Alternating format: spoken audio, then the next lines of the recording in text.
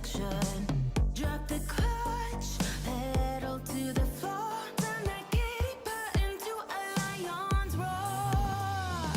Dream machine, racing queen. I'll take you wherever you wanna go. Let's blow this down, break the speed of sound. Tonight we own the road. Dream machine, racing queen. You make my heart beat. You make my heart beat. Dream machine, racing queen. You make my heart beat. You make my heart beat. Red light on the highway. Blue lights flashing behind me. Dream machine, racing queen. You make my heart beat. You make my heart beat.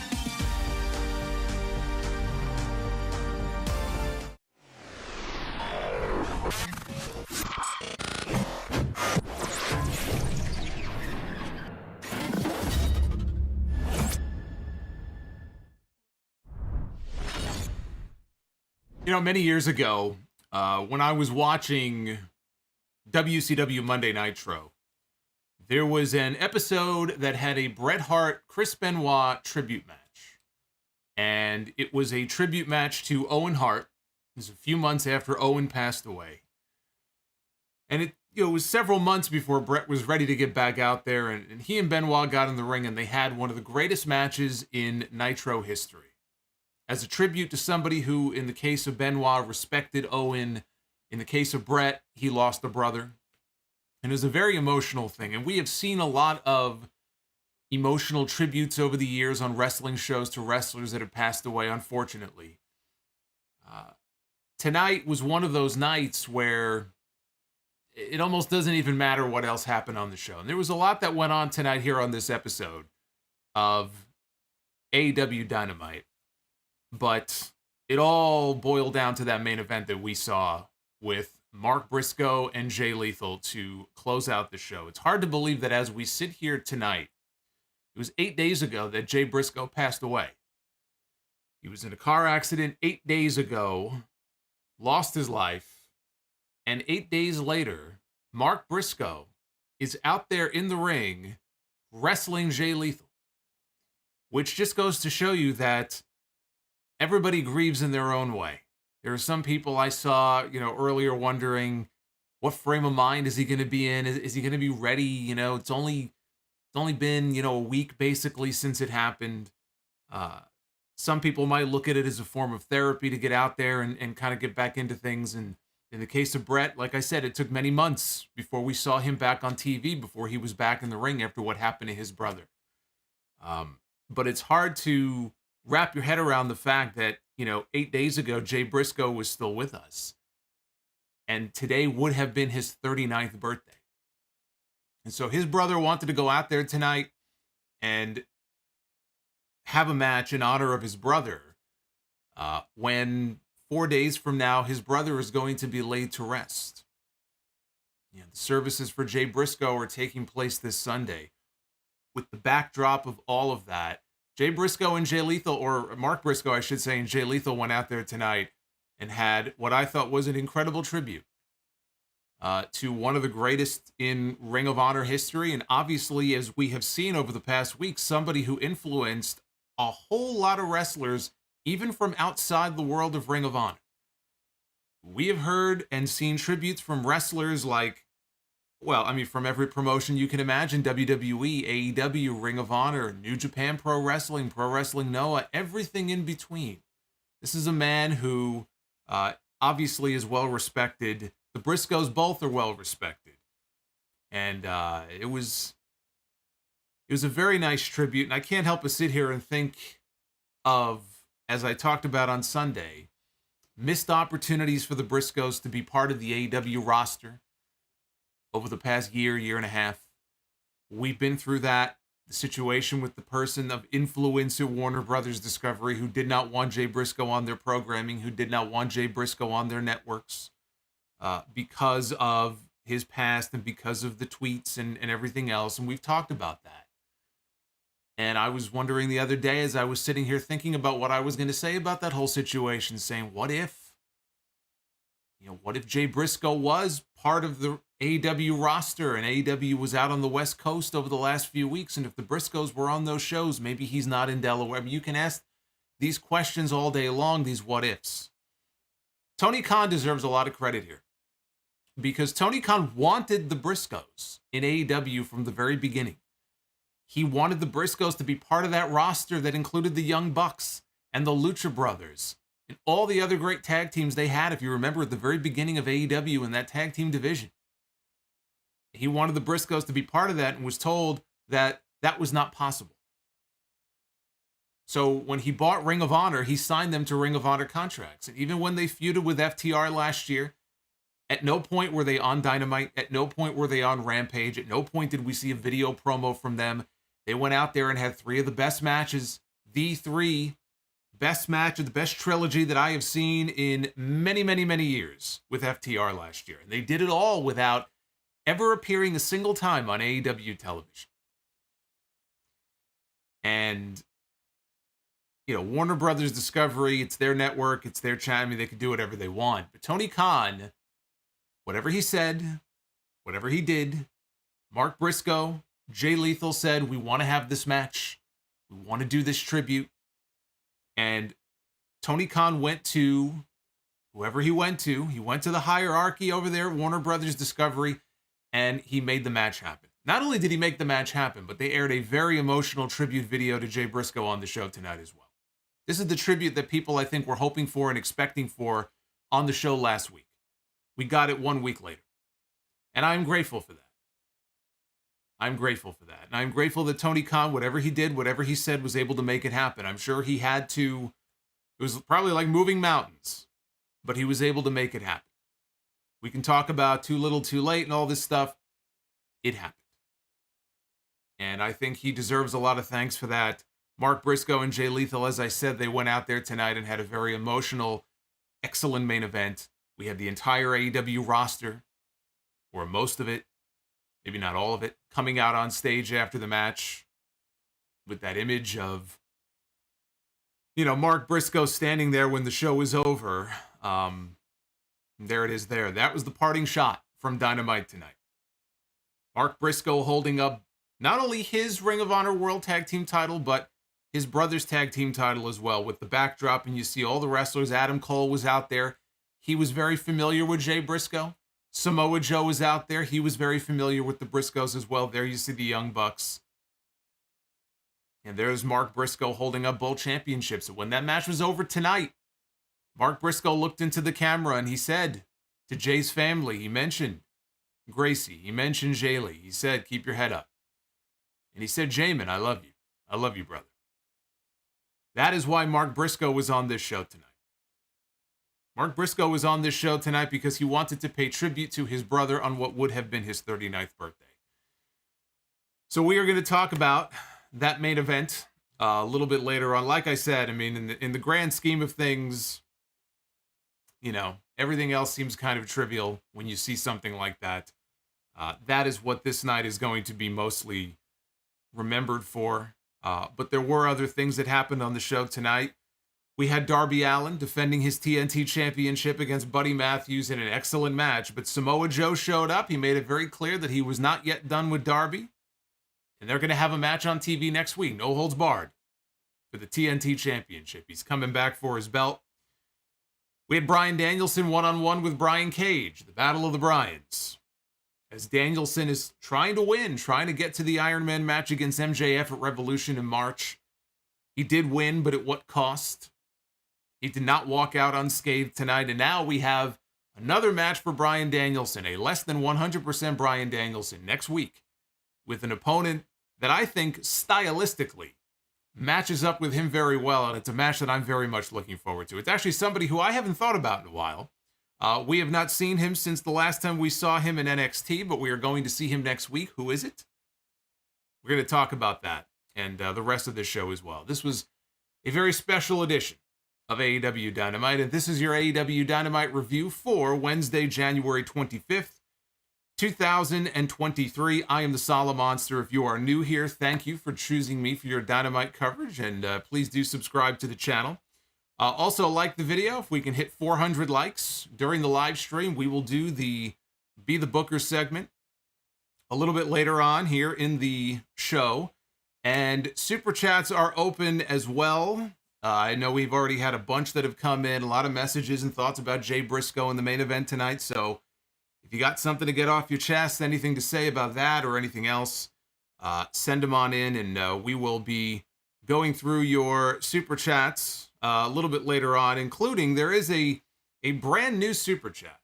And it won't be blown up this big, typically, but I did want to just kind of throw it up so you guys are aware. It is out there after we had quite the little laughing fit on the stream the other night during the Raw 30 stream, but there is a brand new Super Chat, and I owe it all to Jerry Lawler.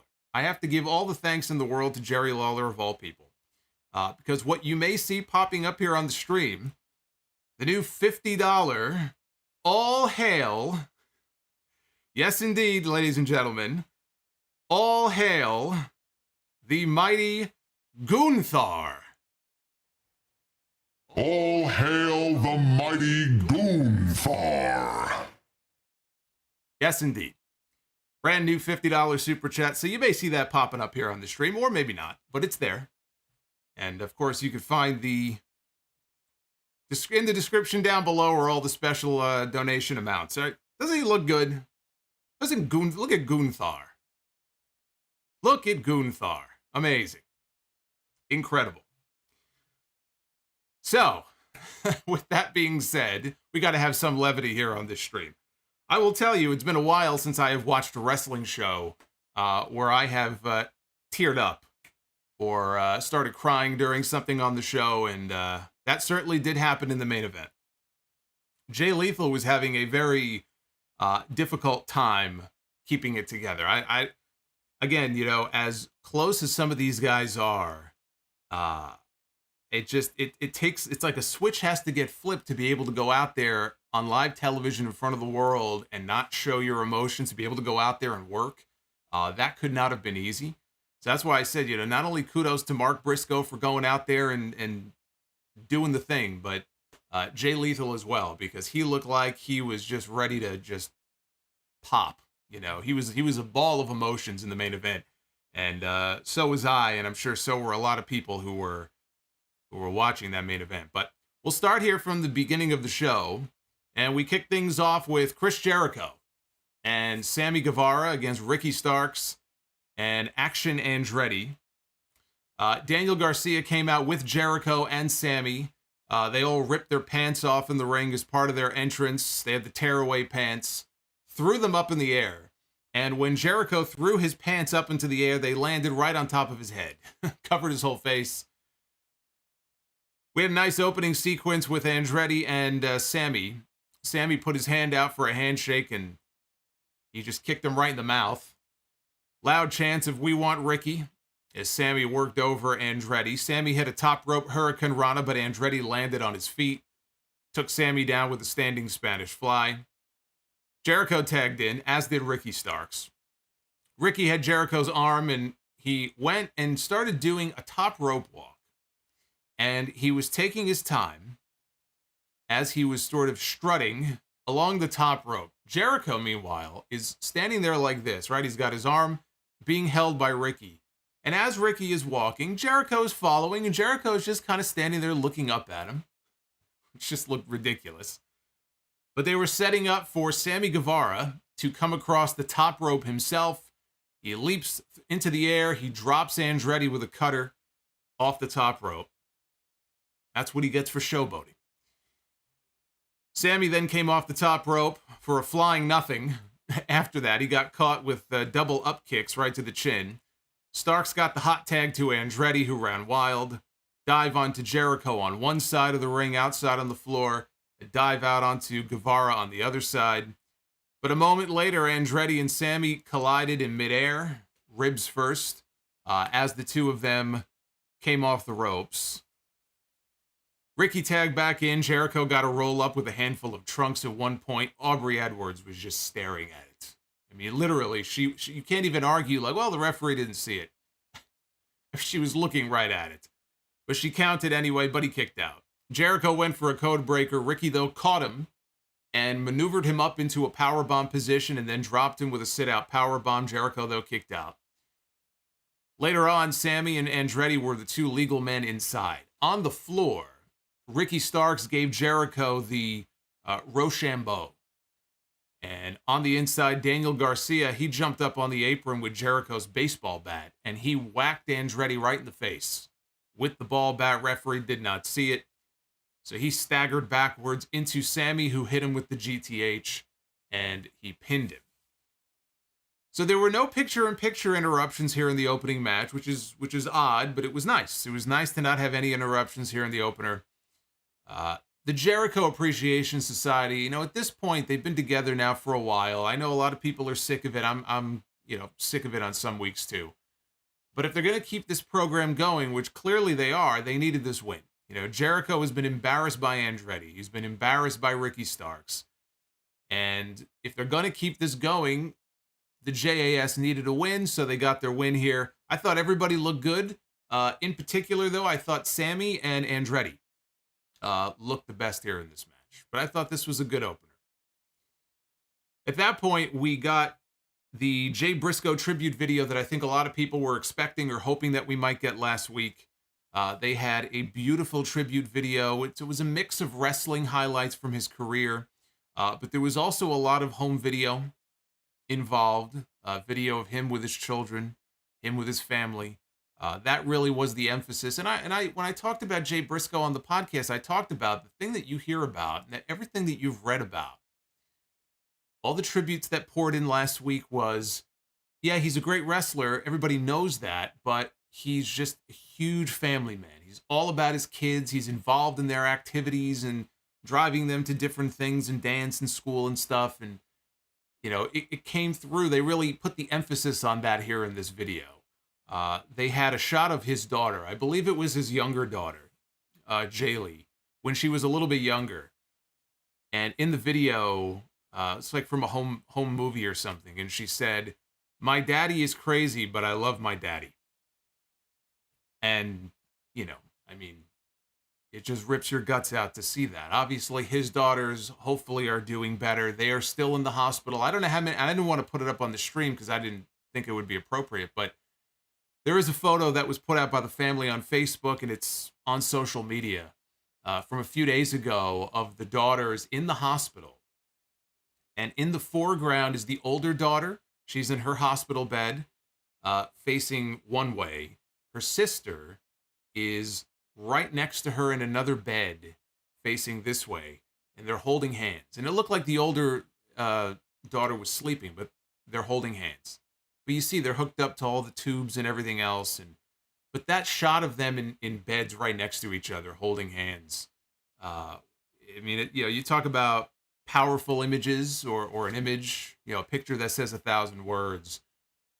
The fact that they survived the accident and it looks like they're going to be okay. They have a long road to recovery, but it was a powerful image, but a positive one. And anyway, this video, it was great. It was a great piece of business here, very emotional and tough to watch. Darby Allin was up next. He put his TNT championship on the line in the latest open challenge against Buddy Matthews of the House of Black. Sting was out with Darby. The two of them back from Japan. They were just in Japan tagging with the Great Muta in Muta's final match as the Great Muta. Matthews was just abusing Darby early in this match with a focus on Darby's leg. He had his leg wrapped up, so that was clearly going to be the focus here. Matthews hit a Meteora to Darby on the apron. After that, Darby fought back. He hit his over-the-top stunner. Matthews rolled to the floor. Darby went up top. He had a coffin drop to a standing Buddy Matthews on the floor, knocked him down. At that point, the lights went out. Pitch black, as Taz said, and not the Mountain Dew kind. When the lights came back on, Malachi Black and Brody King, they were standing behind Sting. He was outnumbered, until Ortiz came out from the back. And he whacked Brody King in the back with a kendo stick.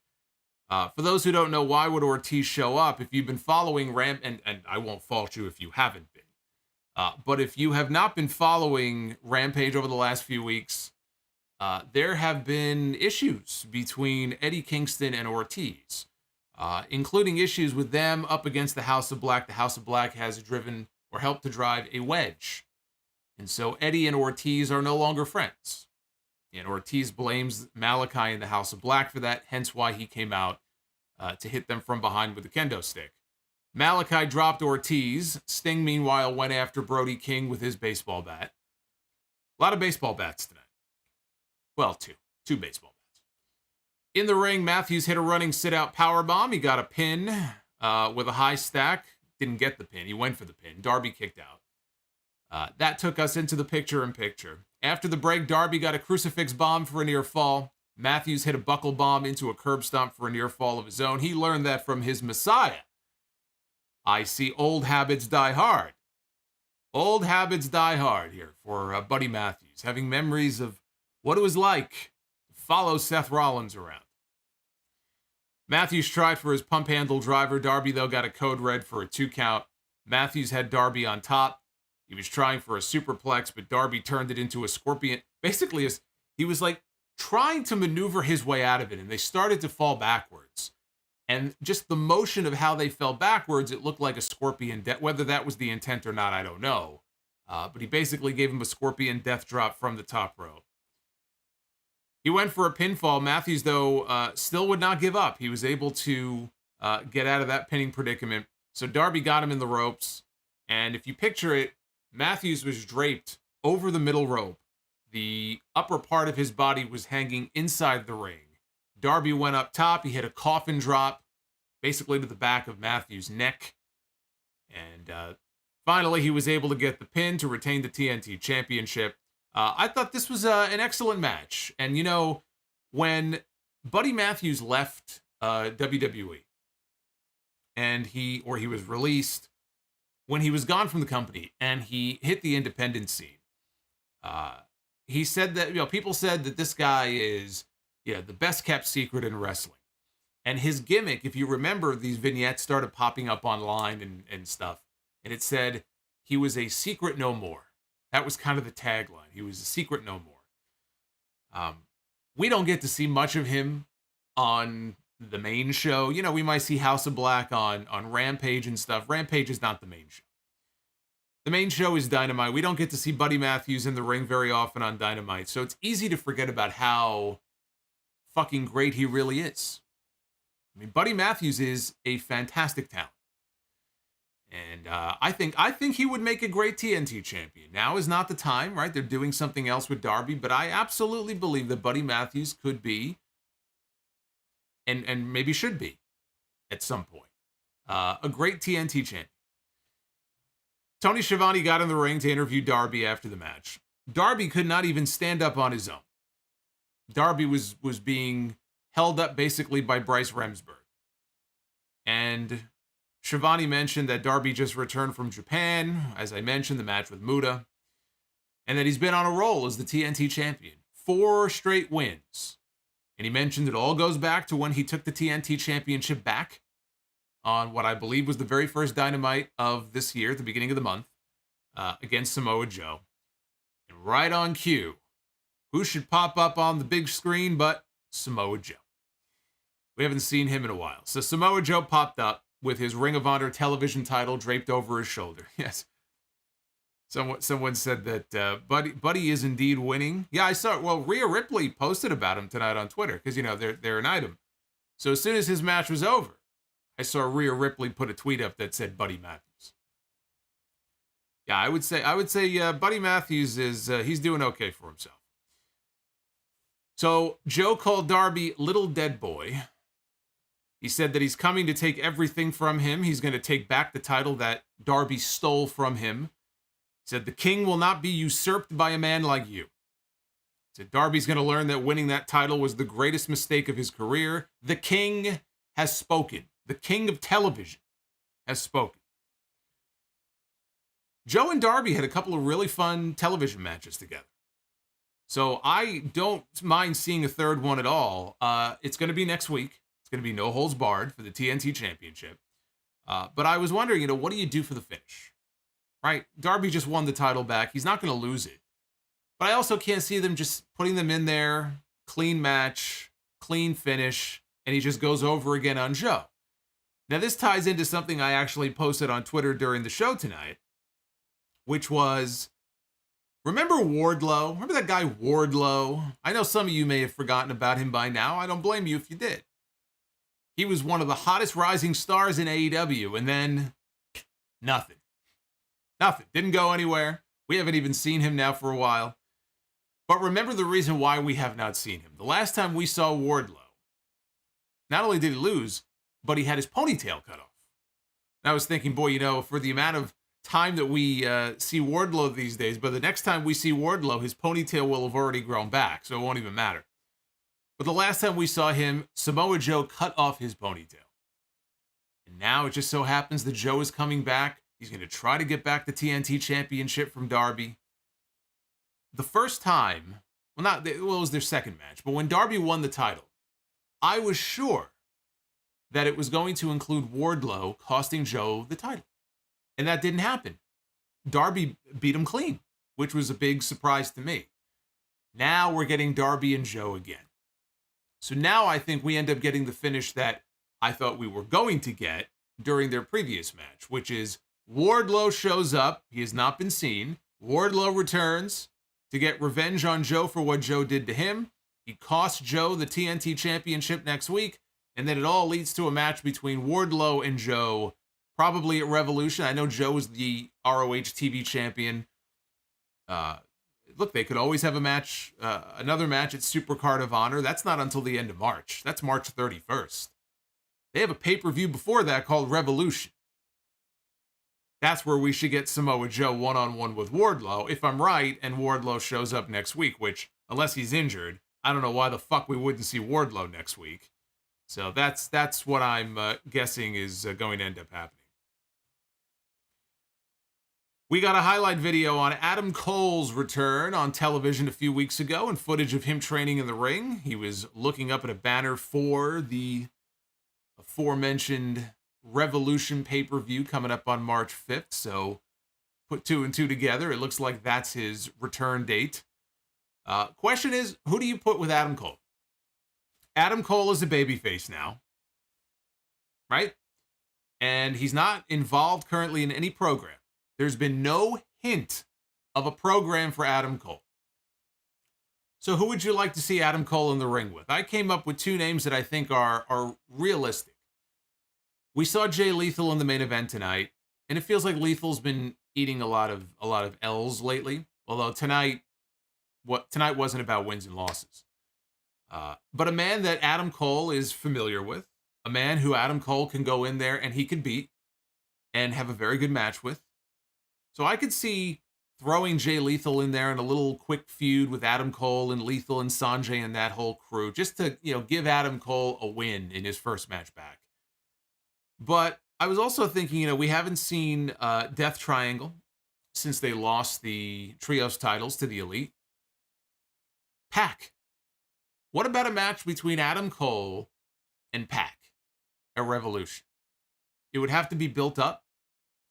Death Triangle and Pac in particular have certainly been more heelish, when we've seen Pac in recent months.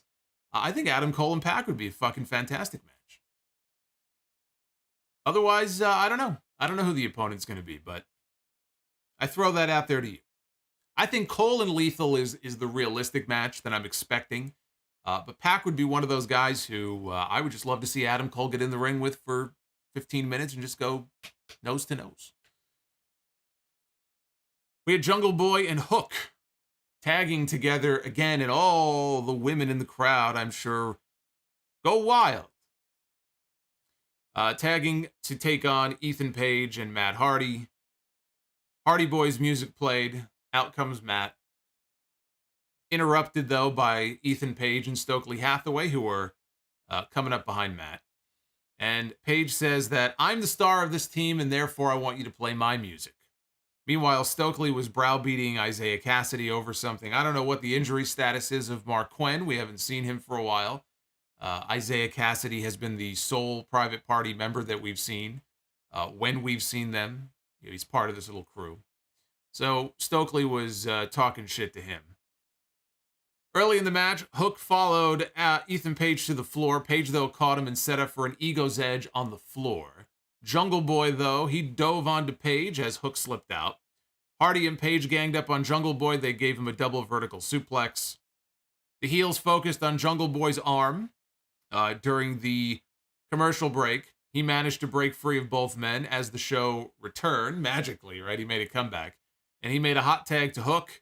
He hit a T-bone suplex on Ethan Page. He made a tag back to Jungle Boy. Hook was sent to the outside by Page. Hardy tagged in. He landed a side effect on Jungle Boy, and he was setting up for a twist of fate. But out on the apron, Ethan Page said, "Give me the tag." Even though it looked like Matt could potentially have the match won, Ethan Page wanted all the glory, so he said, "Tag me in." So Page attempted to twist the fate of his own, but Jungle Boy avoided it, and he ended up getting Ethan Page in the snare trap and got the submission. So Jungle Hook wins again. I really don't care about the Matt Hardy stuff. I really don't. But it was a win for Jungle Boy and Hook, and that's who they should be focusing. Hook is still unbeaten. Jungle Boy is someone who, they're pushing, but Jungle Boy still feels like he's in this holding pattern until Christian Cage comes back. And I think Christian is still a few months away. I'm trying to think when he went down with the arm injury, which I think was the same kind of arm injury that CM Punk suffered at All Out. That's probably a 6-month recovery. But every case is different. So could Christian be back by Revolution? I'm sure Tony Khan and the company are hoping so. They would love to get Christian back. I don't know if that's realistic or not. So Jungle Boy, until Christian is ready to come back, is just sort of, now he's been tagging with Hook. Are they building them up for a tag team title match, or is this just a temporary thing until Christian is ready to come back? That's kind of what it feels like to me. So I like Jungle Boy and Hook. I'm glad they gave them the win. I mean, look, I like Ethan Page too. I think Ethan Page is a hell of a talent. It's just that he doesn't have anything interesting going on right now. We cut to footage from the family therapy session with the Acclaimed, Billy Gunn, and Billy Gunn's spawn, Austin and Colton. So Austin told Billy that during their childhood, he was on the road most of the time, and that the tag team title win that the Acclaimed got, that was supposed to be theirs. It should have been theirs. Like Dolph Ziggler, it should have been me, right? It should have been ours. Anthony Bowen said that Austin and Colton, they had the chance to make up for lost time with their father, but the second he gave them any attention, they couldn't control their jealousy. So the Gunns said that the Acclaim turned on them. You guys turned on us. You're blaming us. So Colton struck the fatal blow to Billy, who was not present during the DX reunion, nor was he present for the previous DX reunion that we had in, October, right? Every few months we get a new DX reunion. So he was not at the DX reunion this week. Kurt Angle took his place. But Billy was in therapy this week. So Colton struck the fatal blow to his father when he told him, "Our faults as sons are your failures as a father."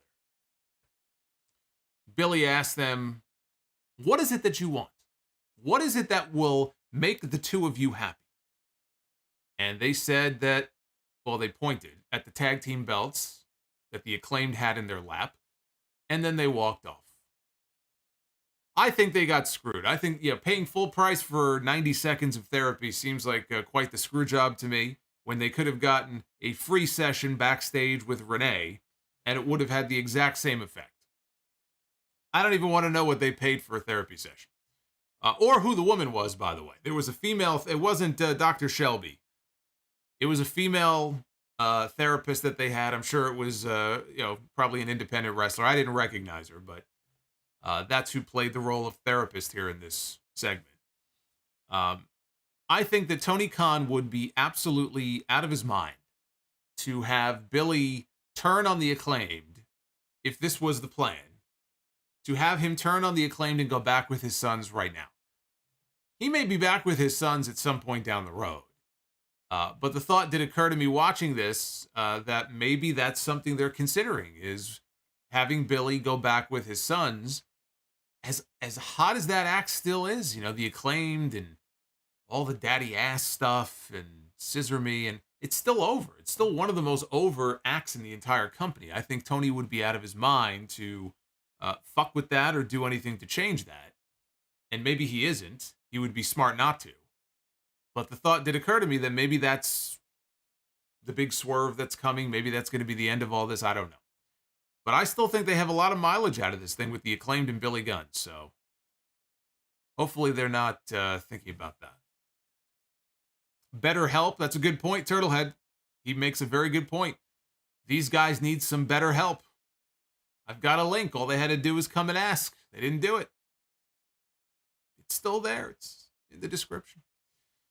Anyway, after the break, Renee was backstage with Hangman Page yet again. And she said, last week, I couldn't help but notice that you were being very vague with your answer when I asked you about what's next for you. And so she asked him again, what is next for Hangman Adam Page? And he said, sometimes you ask questions that I don't want to answer. They sound like husband and wife now. But he said he can't help but look back to Ohio, which is where this all started with him and her husband. That's the match in Cincinnati where Hangman suffered the concussion against Moxley in October. So he couldn't help but think back to how this all started in Ohio, and now they're, one win apiece. And he notices that next week they're back in Ohio. The West Coast swing is officially over this week, in case you couldn't tell. And they're going to be in Dayton, Ohio next week. And he said what he wants is another match with Jon Moxley. He wants another match with her husband so that he can knock him out. Again. Wheeler Yuta popped up on Moxley's behalf. I guess he's now Jon Moxley's spokesperson, since they're all part of the what's left of the Blackpool Combat Club. Yuta said that even though Moxley is not here or cleared, he'll be ready. And he accepted on Hangman's behalf. Well, he accepted on Moxley's behalf for Hangman's challenge. But before then, he challenged Hangman to a match on Rampage this Friday. Hangman asked him, how can you be so sure that what happened to Moxley is not going to happen to you too? And as soon as the segment was over, Excalibur told us on commentary that both matches were official. So on Friday night, it will be Hangman Page against Wheeler Yuta, and then it will be Hangman against Jon Moxley again next week. We then had Bryan Danielson, who I believe is still part of the Blackpool Combat Club. I'm not really sure anymore. But it was Bryan Danielson against the Machine Brian Cage, who was paid off last week by MJF to break Danielson's arm this week. He put a bounty out on him. So another week, another very good Bryan Danielson match. And another good Brian Cage match for that matter. You got to give credit to both guys. Cage had a couple of really fun matches recently with Willie Mack. So they were both riding some momentum here coming into tonight. Danielson landed some elbow strikes and and by the way, before I even get into this, I should probably talk about the Brian Cage news.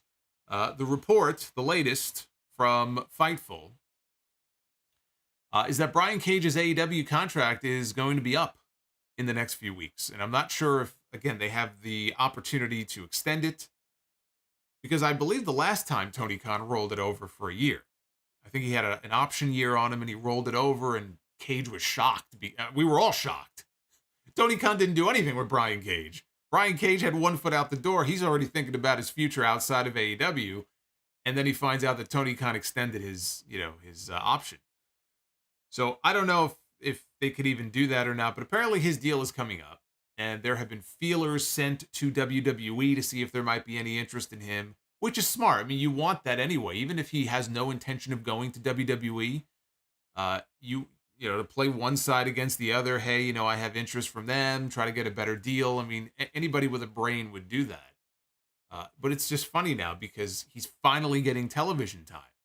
After being on the back burner for so long, we've seen more of Brian Cage in the last couple of months than we have for any consecutive 2-month span, it feels like, since probably the first year he came into the company. What do? right? What do you do if you're Brian Cage? What do you do if you're Tony Khan? He's not exactly a heavily featured part of the show, but he is technically part of the Ring of Honor roster. He's part of the embassy, right, with Prince Nana. And they're launching a weekly Ring of Honor show here sometime in these next few months, so he may end up being an important part of that roster. So that'll be something to keep an eye on, what his contract status is and where he ends up going. But Danielson landed some elbow strikes. He applied the label lock. Cage was able to reach the ropes. He regained control by body slamming Danielson into the turnbuckles. This was no light body slam. He basically picked him up and he chucked him right into the turnbuckles in the corner. That was brutal. He landed a throw after that. Danielson landed awkwardly on his shoulder, which he started to sell. Right, so there it is. There's the start of the arm injury storyline with MJF. He followed that with a hammerlock suplex on the apron. Cage held on to a bear hug with a hammerlock. Bryan, though, broke free with some headbutts. He tried to whip Cage across the ring, but his shoulder gave out on him. He tried to leap over Cage in the corner, but he got caught in a shoulder breaker. Danielson rolled to the apron. Cage pulled him back in with a vertical suplex. Danielson fired back with a superplex. He was firing up the crowd. Landed some stomps in a triangle submission, but no dice. He got a leg trap German suplex. Cage, though, no-sold it. And Cage had Bryan in position, gave him a buckle bomb, then delivered a power bomb, set up for a third. Bryan rolled him up instead, and he got the 3 count. The dreaded roll-up finish. Bryan Danielson wins again. After the match, immediately after the match, Cage attacks Bryan, because remember what MJF said on the show last week. I don't care if you win. I don't care if you lose. Just so long as you break his arm. That's what I'm paying you for. So he attacked Danielson. He got him up on his back, and he set up for that convoluted Weapon X finish that he does. He shoved down, he put down Bryan, and then MJF comes out. So MJF, serious look on his face, right? No fooling around. He comes down to the ring. The timekeeper was feverishly ringing the bell, and he looked annoyed by this, so he kind of chased her away. He took the chair away from one of the ringside attendants. Cage put Danielson's arm through the chair outside on the floor and then ran him chair first, arm first, into the ring post. So Cage was earning his bounty tonight. MJF beat down Danielson and was about to Pillmanize the arm when Konosuke Takeshita, who said in a promo last week, Bryan is my hero, I respect him, I'm going to watch his back. And he delivered on that promise, and Takeshita came running down to make the save. MJF bailed, and Brian Cage got laid out with a running knee. And Takeshita and the doctor, they checked on Danielson. So if you notice the last 2-3 weeks, they have taken a far more serious approach with MJF. You know, now that he's the world champion, and he's going to be in the main event of their next pay-per-view, right? He's a main event guy now. So it's a welcome change, you know, for him. You know, he still comes out when he cuts promos and stuff, you know, the burns and the one-liners on people. But when he comes out now, he's more serious. And I like that. I think that's a positive change. But what they've now done is they've now set up a weakness for Bryan Danielson going into the match. And Revolution is still, I mean, it's still a good 5 or 6 weeks away. But they have now set up a weakness in the arm and the shoulder.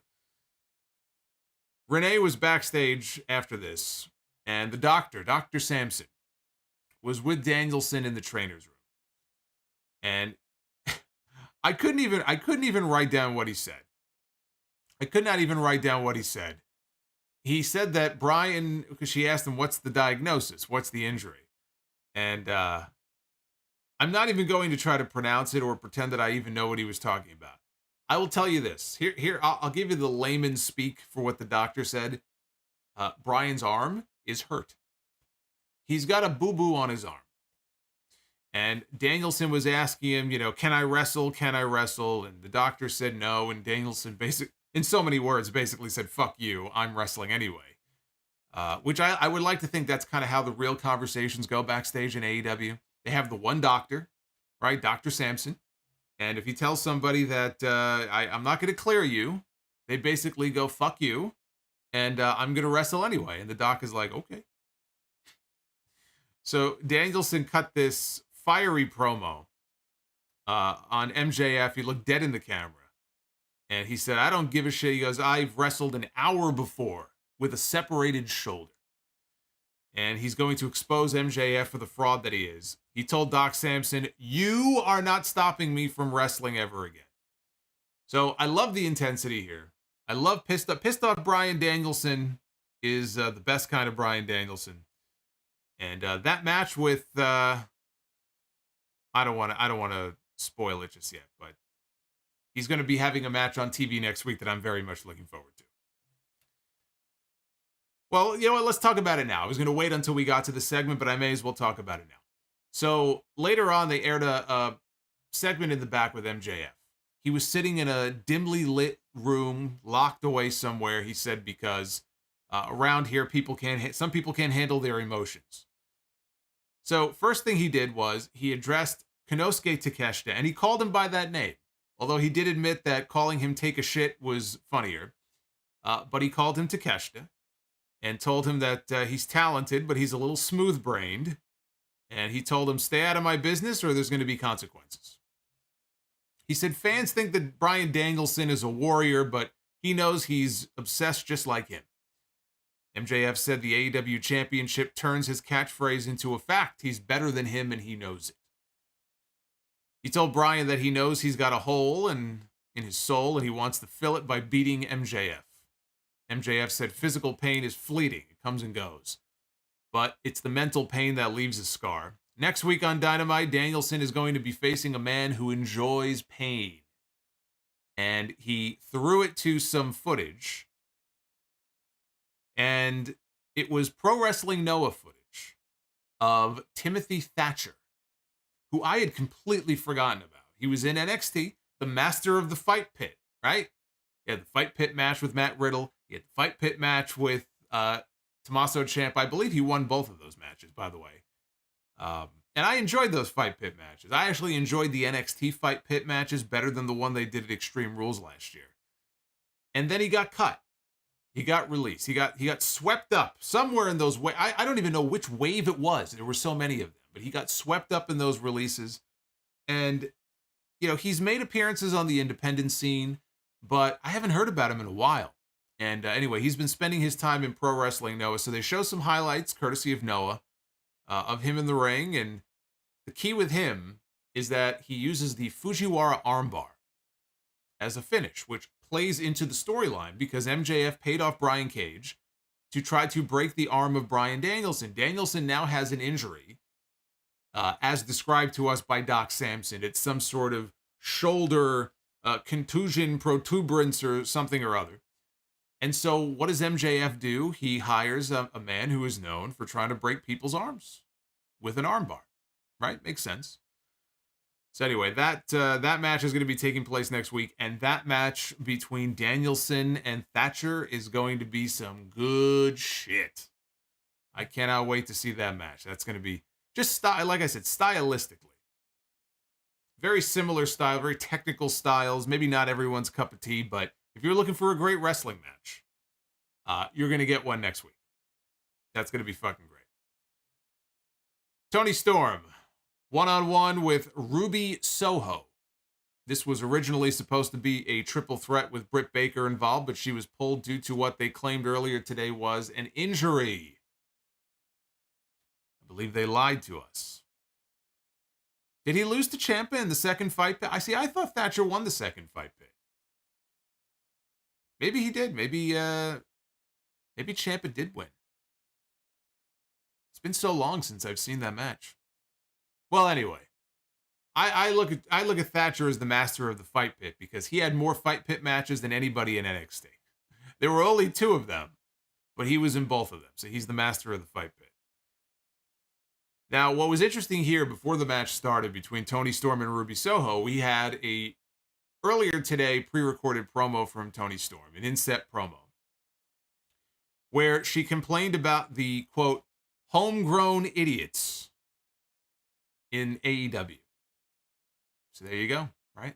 We talked about this storyline last week, how it looked like we were setting up for the AEW outsiders, so to speak, against the AEW originals, and that's exactly what they're doing. There was a hip attack from Toni Storm early in this match. Ruby Soho was out on the apron, and Toni Storm came like a bat out of hell, like just the most brutal looking hip attack you've ever seen. Ruby went flying off the apron.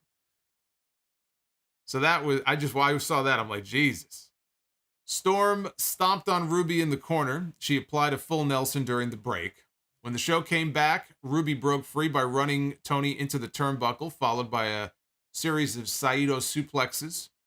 She set up for Destination Unknown. Toni escaped, though, and rolled her up for a near fall. Soho managed to land her no future kick. She got a cover, again, for a close near fall. Soho went up top. Toni moved out of the way. Ruby landed on her feet, and then she landed a knee to the face. And Toni Storm immediately grabbed her face as if she had just gotten her nose broken, which is an injury Ruby is very familiar with, obviously, because she just, came back not too long ago from a broken nose. And even Toni Storm, when she had her match against Jamie Hayter at Full Gear, she ended up with 2 black eyes. So she's holding her face. The referee is backing Ruby away. And Ruby looks, semi-concerned. But it was a trap.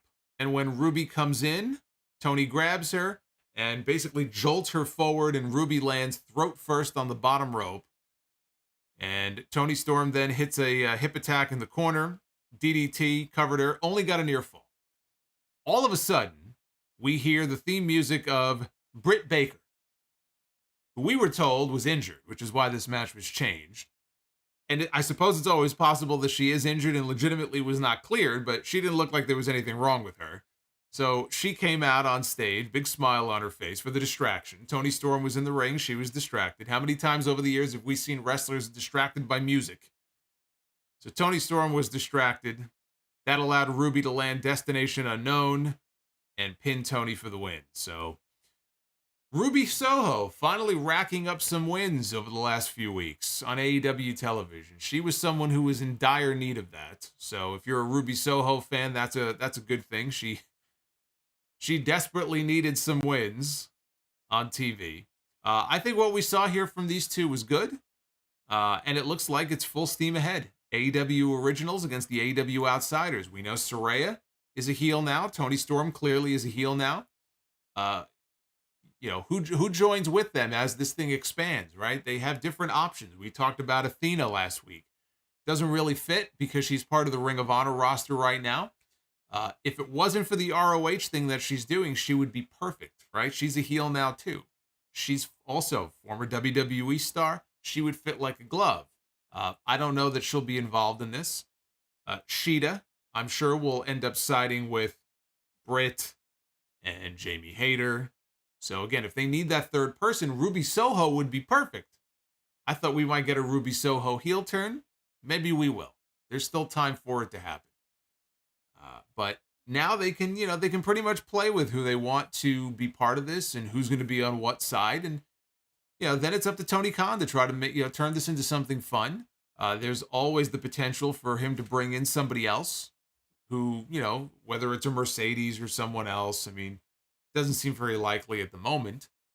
But this could be the most interesting story they've done with the women in a while here in AEW if they play their cards right. But I think, for Revolution, the match would seem to be Britt and Jamie against Toni and Saraya. But if they wanted to expand it out, because where does Sheeta fit in, right? That's why I think Sheeta is the odd woman out. If Sheeta is on the side of the originals, you need one more person on the side of the so-called outsiders. And if it's not Ruby and it's not Athena, then who fills that spot? Then we came to the main event of the show, which was the tribute to Jay Briscoe on what would have been his 39th birthday, with his brother Mark making his AEW debut. This was the very first match ever in an AEW ring for Mark Briscoe. And I hate that it came under these circumstances. I really do. It pisses me off that it came under these circumstances. But tonight is not about, Warner Brothers Discovery and being pissed at them and fuck them and all this stuff. I said what I had to say about that situation on Sunday. I'm just glad that Tony Khan was able to talk some sense into somebody there. And get them to reverse course. And let me just say, I don't think this is a situation where Warner Brothers Discovery all of a sudden had a change of heart, right? Or they had some crisis of conscience and decided to change their mind on their own. I give all the credit to Tony Khan for whatever he said, whatever he did. He was the one who was ultimately able to make this happen. He is the head of the company. He is the one who was in touch with these network executives. And so all due credit to Tony Khan for that. I do wonder how much pressure was involved. There were a lot of very angry wrestling fans who I know were, was trending at one point, were tweeting at Warner Brothers Discovery and tweeting things that frankly are not very helpful. You can go on your page or on your podcast and say, fuck Warner Brothers Discovery, as I did and many other people did. But it doesn't help to go writing them and tweeting them saying, fuck you, I hope you die, all this other, some of the stuff I saw was ridiculous. I mean, I could only imagine what these people are sitting in their office thinking of wrestling fans, right? But there is a way to apply pressure. And I wonder how much pressure on social media may have weighed on their decision ultimately to change course, because it's pretty clear to me that there are still people who don't believe there was ever any kind of ban, right? Just because Dave Meltzer said it, it must be false, right? There are people out there who are so demented. They are so demented and obsessed with people like Meltzer and attacking them. And Eric Bischoff is one of these people. He's maybe among the most demented of them all lately. It's just nonstop from him on Twitter. But the reality is, the Briscoes would have been on this show a long time ago if Tony Khan would have had his way. So I don't want to hear from anybody that, it's just, it's fake news, it's a made-up story, there was never any kind of ban, Meltzer doesn't know what he's talking about. Use common sense. Use common sense. You don't think when Tony Khan had a pay-per-view 3 different times to promote last year built around the Briscoes that he wouldn't have loved to have had even just a video of them on his television show? What do you think happened there? You think the Young Bucks got it squashed? It's some sort of inside job. I mean, some of the stuff I have seen on social media is so just toxic and ridiculous that I hate even bringing it up. But I know some of you have seen some of the same shit. I mean, it is, if it wasn't such a sad situation, it would be funny. So thank you to Tony Khan, because he was the one who made this happen. He was the one who was able to finally break through to them. It was Mark Briscoe against one of his brother's greatest rivals in Jay Lethal. Ian Riccaboni and Caprice Coleman from Ring of Honor, they joined Excalibur on commentary for this. Tony Schiavone and Taz, they tagged out. They had Bobby Cruz there to do the ring announcing. I believe they tried to get Bobby Cruz last week for the show. They did the Jay Briscoe tribute when the show was over. He wasn't able to make it. It was on very short notice, but he was there tonight. Surprisingly, I did expect maybe an appearance of some kind by FTR. And there was no FTR on the show tonight, so that was a little surprising. But as Lethal was coming out, he was walking out with Sanjay Dutt. There's no Jeff Jarrett, no Satnam Singh. This had nothing to do with them. Sanjay is also someone else who I know knew Jay Briscoe. And you could tell, Jay Lethal was barely holding it together. He hugged Sanjay. Sanjay went to the back. Lethal came to the ring. He already had tears in his eyes. But he was trying his best to hold it together before Mark Briscoe even came out. And then they played the Briscoes theme, Reach for the Sky, Boy. And out comes Mark Briscoe to a big ovation. He had his Ring of Honor tag team title with him. And he came to the ring. And in the ring, he held up both his and his brother's Ring of Honor tag team title. As Bobby Cruz did the introductions for the match. And Bearwolf, yes, I'm aware that they're taking time off, but again, these are special circumstances. I thought there was a chance they'd be there. That's all I was saying. I'm well aware that FTR is taking time off. I literally talked about it on the podcast, but thank you. So Bobby Cruz did the intros. Lethal, it almost looked like Mark Briscoe was asking Lethal, are you okay?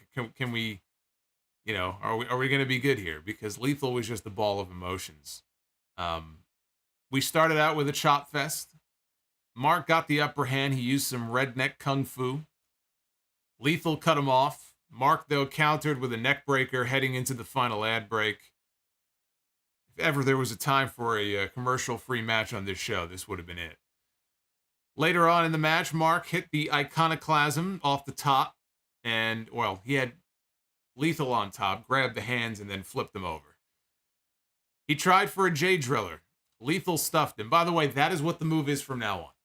From here on out, that move is and will forever be the J Driller.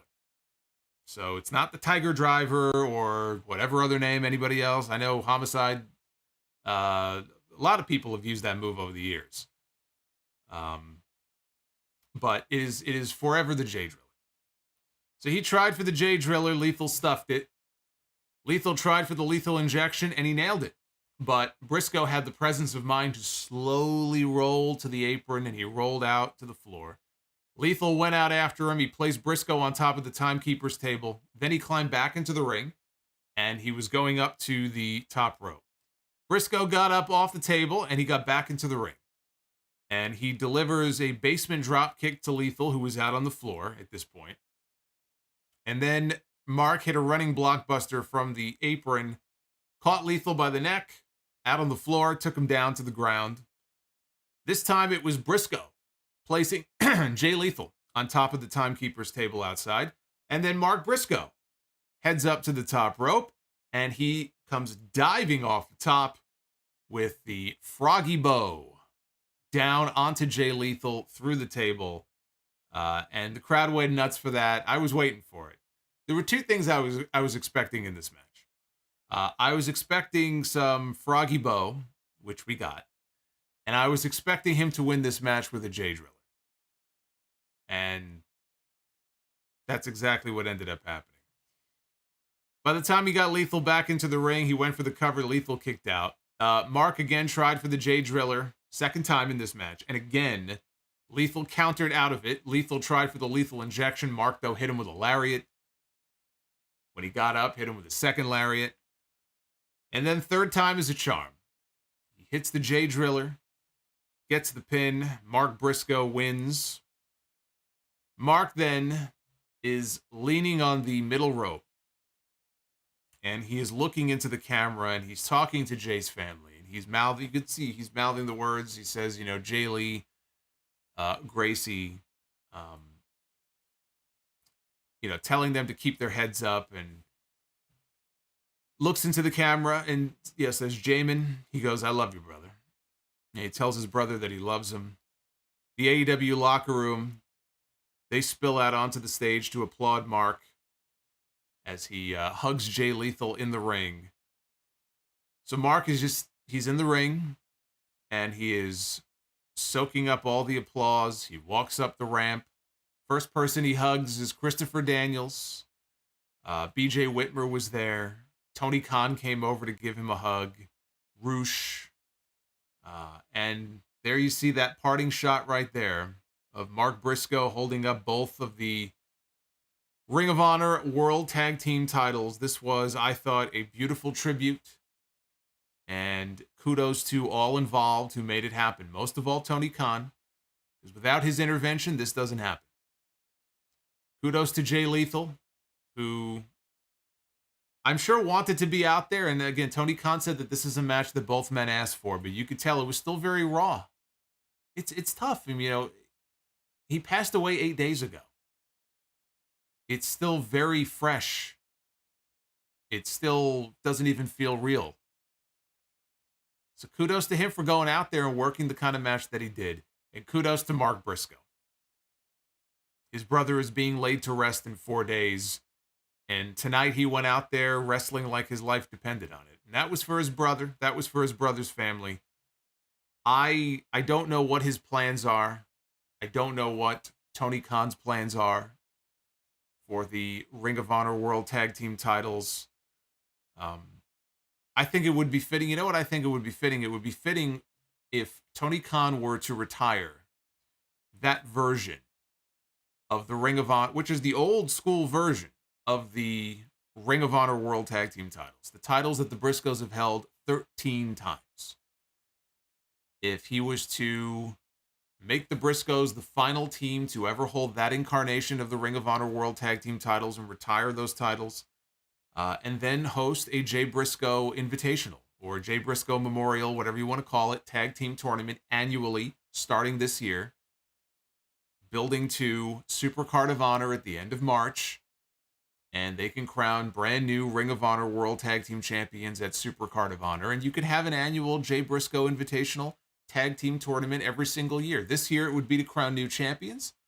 In the future, it may not be for the titles, but I think that would be a nice, nod to someone who will go down as a very important figure in tag team wrestling. The Briscoes, as I said this weekend, the Briscoes will go down as one of the all-time great tag teams. Loyal to Ring of Honor for 20 years. It was a hell of a run if you think about it. The longevity they had, working for one company for so many, and look, they work for other companies as well. Again, Impact Tag Team Champions, GCW Tag Team Champions, CZW Tag Team Champions, among other places. But on a national scale for a major promotion, 20 years, their entire careers, they grew up in front of us, in front of people working for Ring of Honor, 13-time tag team champions. I think it would be very appropriate to do something in the vein of tag team wrestling to honor Jay Briscoe. But those decisions don't need to be made right now. They'll have to be made at some point soon, but they don't have to be made right now. For tonight, though, I applaud AEW for putting together what I thought was a very, obviously very emotional tribute. It's still just, the whole situation sucks that we even have to be talking about this. But I'm very, very glad that he was able to pull that off tonight. Not that it matters, but we'll take a look at the Twitter poll here. Again, a night like tonight, this sort of thing doesn't really matter all that much, but there you see it. 91% thumbs up, just shy of 5% thumbs in the middle, and about 4% thumbs down. But this is a thumbs up effort under tough circumstances for some of the people on that roster, as you saw there, especially from Jay Lethal in that main event. Let me, before we get, I know we have a bunch of super chats. I'm going to get to all your super chats and messages. I do want to first, though, give a plug here. Well, not to that, but, well, yeah, I'll give a plug to that. You can go back and check my 30 best segments in 30 years of Raw. That would be cool if you wanted to go do that. But no, Wrestle Rumble. We did a little contest on the stream on Monday night to give away some championship replica belts. Congratulations, by the way, to the winners. We got 2 more contests coming up. This is the next one. This is coming up on Friday. So you still have time to enter at WrestleRumble.com. It's the Mini Mayhem contest. We're going to be picking, again, 3rd place, 2nd place, and 1st place winner. In this contest, I will have the great fortune of picking the winners at random live on the air after the SmackDown review is over on Friday night. 3rd place winner, for only $1, by the way. It's only $1 to enter. You can enter as many times as you want. You can walk away with some cool-ass mini belts there. You see on your screen the 1st, 2nd, and 3rd place ones. There's also a contest coming up on Saturday, the Straight Rumbling Contest. Cutoff is 8 p.m. Eastern for that one, as it is for the other one, 8 p.m. Eastern on Friday. With a live drawing on YouTube during my Royal Rumble review, we're going to be giving away a Brock Lesnar Signature Series replica belt to the 3rd place winner. WCW United States Championship replica to the 2nd place winner. And then 1st place winner gets a special Macho Man Randy Savage Legacy title, which comes in a commemorative box. You could pay over $600 for it on WWE Shop if you want to, but why would you? And you could potentially get it for $1. So go to WrestleRumble.com. You can enter all the contests there. All the information you need is there. Thank you to Wrestle Rumble for, again, allowing me to be the master of ceremonies here live on the stream. I love giving away some belts. Got 2 on the wall here behind me. There you go. Big Eagle and the Little Eagle, right? You got the medium-sized Eagle right here. spread my wings here and do some super chat reads here for you. It's a terrible segue. Anyway. Let's do the deal here and see what is going on here with your super chats. By the way, thank you to everybody who helped us get to our goal tonight. Over 450 likes. We are on our way to 500. If you can help get me there, that would be great. Helps out the video a lot. Gets the video into the algorithm, into the recommended, so other people can check out the channel and go, who the fuck is this guy? And what is he talking about? He's talking about wrestling.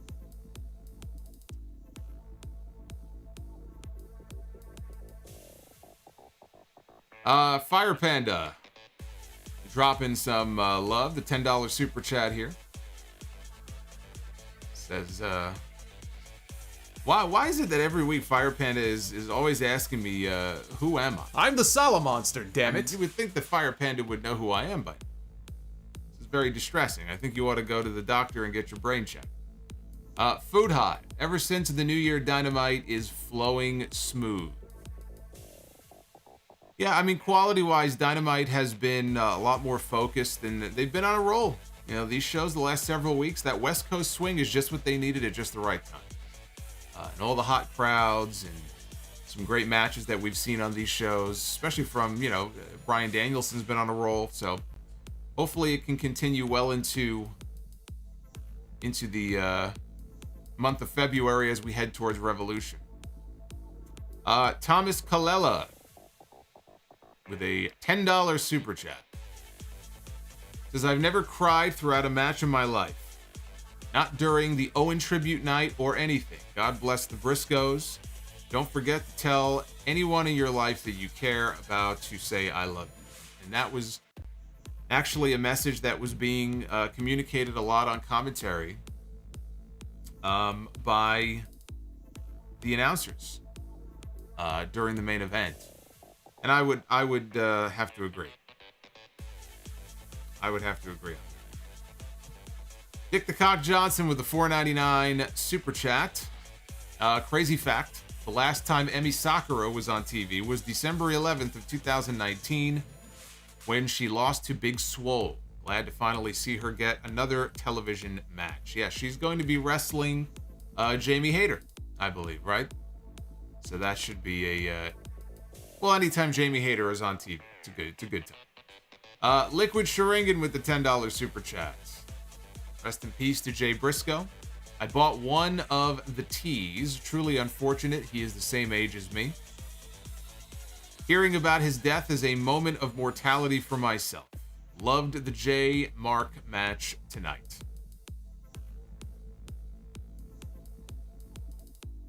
Anti-M Bishop. So emotionally drained. Rest in peace, Jay. Good Dynamite. The Yatagaratsu with the $5 super chat. This Power Slap League is dumb. AEW could create a Chop League competition and it would somehow be safer and more entertaining. Yeah, the Power Slap stuff is absolute dog shit, and hopefully the ratings continue to fall and, the show will not be renewed, because I think it's stupid. Carl the Crab, a great main event to honor a great man, husband, and father. Rest in peace, Jay Briscoe. Corey Blake with the $10 super chat. Jay Lethal and Mark Briscoe did Jay Briscoe proud tonight. Yes, they did. Ed Swoggle with the $5 super chat. Just bought my Jay Briscoe shirt. Such a great match with Mark and Lethal. I would love to see Mark Briscoe win the Ring of Honor World title in honor of his brother Jay. That would be a very cool thing. You know, Jay Briscoe is a former two-time Ring of Honor World Champion. To see his brother follow in his footsteps, I think that would be a great story to tell when the time is right, if that is a story they wanted to tell. Rizzo with the $10 super chat. I give WBD zero credit for reversing course. They either caved to public pressure or it took a damn tragedy for them to finally do this. F. Warner Brothers Discovery. Well, Rizzo is making his voice heard Oh my goodness. Holy shit.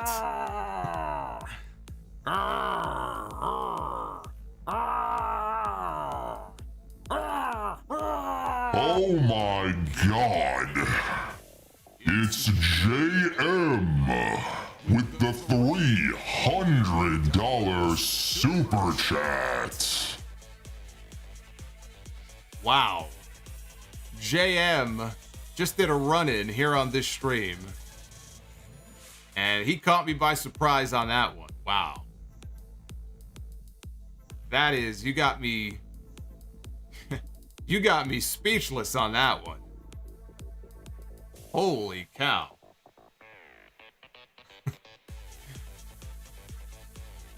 I don't even know where to go from here now.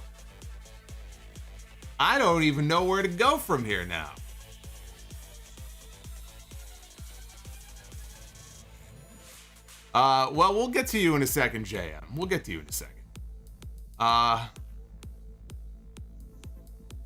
Dinner is on Solomonster. Solomonster's having a big dinner tonight. That's what he's doing. He's not inviting anybody over. He's having a big dinner all to himself. You're gonna have to rub butter on my body to fit me through the door frame. With what I'm gonna eat.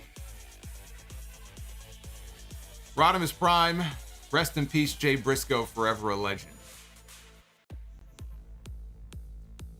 Eric Sean with the $20 super chat. Hey Eric, what's going on, man? Thank you, Eric.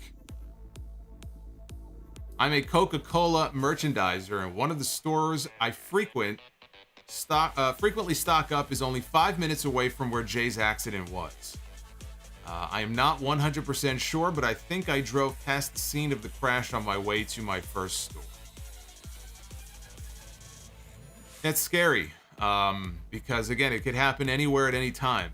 And I don't know if we'll ever know exactly what happened. I don't know if we'll ever find out from the police report or anything, you know, if there's an investigation going on, why the woman veered into traffic. Obviously, she passed away as well. And by the way, you know, Briscoe's family said something that I said on the show, which is they don't want people to beat up on her and her family and be posting a lot of negative stuff. Her kids, she's got 2 little kids. Her kids are going to see it at some point. Yeah, they have a separate fundraiser set up for that woman who also died in the crash, and there were people posting awful things. I mean, you know, there's no need for that.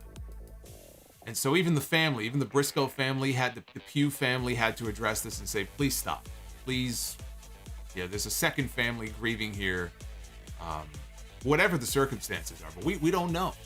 You know, again, we still do not know. We may never know why she did what she did. But it can happen at any time. You can be the best driver in the world. You can be obeying all the rules of the road, driving the speed limit. I know he wasn't wearing a seatbelt, but she was, and she still passed away. Wearing a seatbelt, not wearing a seatbelt. You can be doing everything that you feel is right to do. The one thing you don't have any control over, well, there's 2 things. Number 1 are the weather conditions. And I've driven in some scary storms before where I thought, I don't know if I'm going to make it home. And that's very scary. But the other thing you can't control, the number 1 thing you cannot control, are the other drivers on the road. It doesn't matter how good of a driver you are. It doesn't matter how long you've been driving for. It doesn't matter what vehicle you're driving. There's somebody else on the road who either isn't doing what they're supposed to be doing, or has a medical episode, or visibility is bad, or they're driving too fast. You have no control over that, and that's a very scary thing. Every time I get on the highway, the parkway, the expressway, if I have someplace to go other than just locally, yeah, those thoughts, they cross your mind. Sometimes, you know, you could be driving and there's some crazy SOB who has no patience. And you guys know who I'm talking. It may be one of you. Everyone's driving along, and then there's that one guy who's going like 100 miles an hour and swerving in and out of the lane. And I'm always thinking to myself, one of these days, all it takes is one other driver who doesn't see that, who's making a turn from one lane to the other, and then tragedy strikes. Scary to think about. Buffman says, drove in the hard rain tonight. Idiots were racing up the parkway. Yeah, I mean, look, in October, I had a client event out in Connecticut. It just so happened that it was, I mean, pouring rain. When I got out of the event, it was very late. It was like 9 o'clock, 10 o'clock. I had a first drive back to New York. I have never in my life, and I've been driving for, I mean, I don't know, 20, 25 years. I have never in my life driven in rain like this before. The only thing I can imagine that would be worse if it were a snowstorm, like a blizzard, and you really just couldn't see. It was so bad. And the problem was I was in the middle lane. So I can't see anything. I cannot see anything. It is that bad. I had to rely on the headlights from the car in front of me, and I'm begging, like as I'm driving. And I don't want to drive too slow. I don't want to drive too fast, right? I don't want to be rear-ended by somebody. I am just, in my mind, I'm begging, I'm hoping, praying the car in front of me, please don't take the next exit. Please don't turn into the other lane, because I'm relying on that person's lights just to guide me so I have some sense of where I'm going. I mean, it was terrifying. I've never driven in rain that badly before. So I know where you're coming from when you say that. Very, very scary. Andy VR Omni with the $4.99. Buy, rent, and sell WrestleMania Edition. Sheamus beating Gunther. Cody beating Roman. Sammy KO beating the Usos. That sounds like a buy to me. Especially on the Sheamus part. I just talked about that on Twitter today. Ty Kane. Tony Khan equals retire the Ring of Honor belt and only use their trios. Well, I would retire. I think retiring that version of the belts, you still got to have Ring of Honor tag team champions. But I think retiring that version of the belts and having the Briscoes as the last team to hold them, I think would be very cool. I think that would be a very cool thing. Jacob Donnelly, thank you for the 5. It's the amazing Gunther. Jerry Lawler loves Gunther the Magnificent. All hail Gunther. All hail Gunther. It is the amazing, extraordinary Gunther. I love it. I love it. Jerry Lawler has given us gold. He has brought new life here to the channel. It's amazing. Who is that from? Who is that from? Our boy Steven Chappa. I should have known. I should have known. You like the Thundercats tie-in there, huh? With the super chat. I love it. I love it. Supercats. Supercats. I just mixed up Super Chats and Thundercats. I just called them Super Cats. I meant Thundercats when I was a kid. Thundercats and He-Man. That was it, man. Thundercats, He-Man, and Inspector Gadget. That was the shit.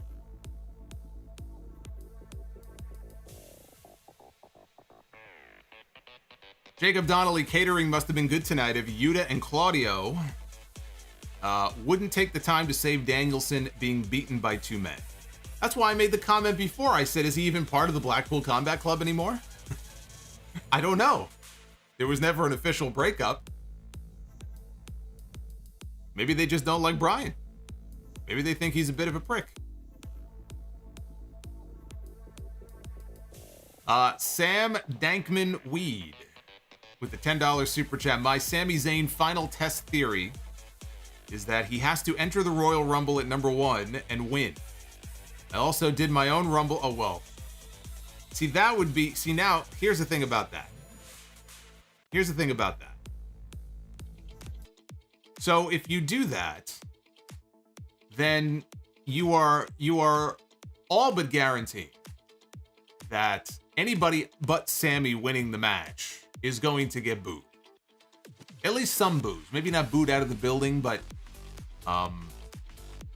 you know, if you're gonna have Cody, let's say, win the Rumble, you can't do a deal where Sammy has to start the Rumble at 1 and he makes it all the way to the end or the final 4 and then he gets dumped. It's gonna be a Daniel Bryan situation all over again. So I actually kind of hope they don't do that. But it's possible. I think the final test will have more to do with something happening in the match that he's having with Kevin Owens, where he'll need Sammy to strike the final blow or do something, and then Sammy is either going to fuck it up or Sammy just doesn't have the heart to do it. But that's an interesting theory. Sam also says, I did my own Rumble draw and I got number 28. If I win, I will donate gift memberships to followers. Well, that's very nice. That's very nice of Sam. If he wins his Rumble pool, he's going to donate gift memberships here. He's going to gift memberships on the channel to all of you. That would be very cool. Thank you, by the way, to all of our channel members. I know we had a bunch of gifted ones that expired this week, so we lost a whole bunch of members, unfortunately. But thank you to everybody who was sticking with me. I appreciate you. Here is the man himself, our boy JM, who came out of nowhere with the run-in like a Randy Orton RKO and dropped $300 on me 12 minutes ago. I'm still in shock. 6-woman tag at the pay-per-view. Sheeta, Jamie, and Britt against Saraya, Toni, and a mystery third. The match begins 2 against 3. Thunder Rosa walks out to cheers, but drops a leg on Britt, turning and goes full Thunder Lips, telling the fans to stick it. Shivani ends the segment telling Hollywood Thunder Rosa that she can go straight to hell. I love it. I love it. I love it. That is a $300 worthy super chat right there. Hollywood Thunder Rosa. Although the idea of Thunder Rosa having to be friendly with Britt Baker, even if it's just on camera, them having to work together, I don't know if that's going to work out too well. I don't know if that's going to work. But JM, man, what can I say, man? I can give you the yes treatment. If anybody ever deserved the yes chant, it is JM. Thank you, brother. Put a smile on my face tonight. Don't forget, we got the Rumble coming up on Saturday, too. Gonna be a big stream on Saturday night. Hoping that you all will come on back here for that one. I should get his name tattooed. I'll get JM tattooed on my cheek. Right? Every time I do a stream, you'll see I do the super chats. It'll say JM, right? Although it wouldn't work because it's a mirrored image. So it would be JM backwards. So that would be my edge. It wouldn't look right. I smoke a lot of weed, $1.99, had 4 bowls today, and only one of them was cereal.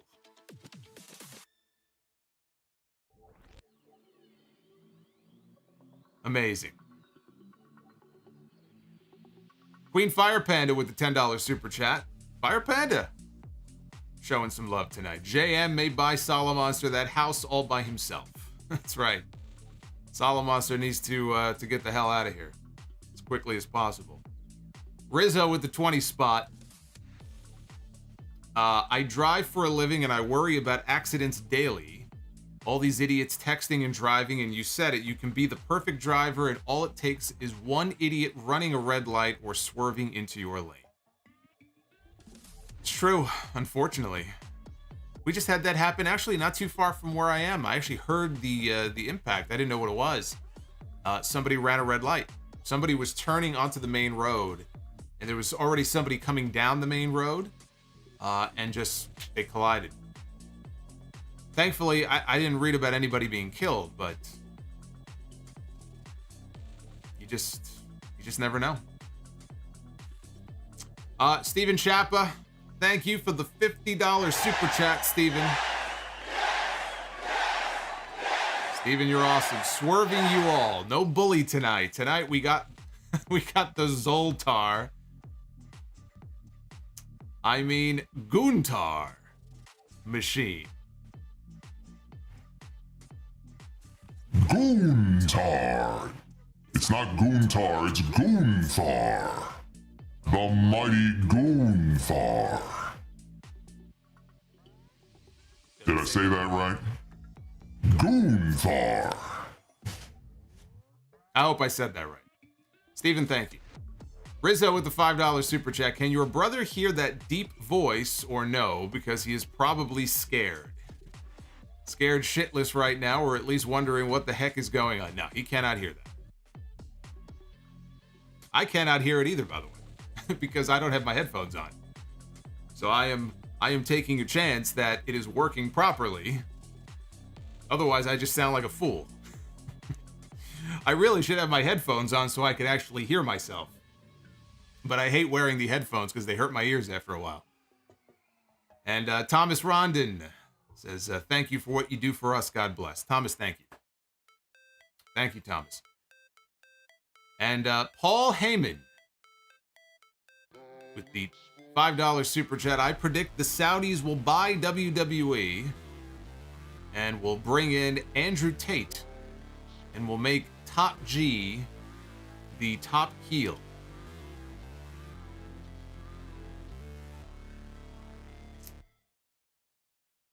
I don't know about that, Paul Heyman.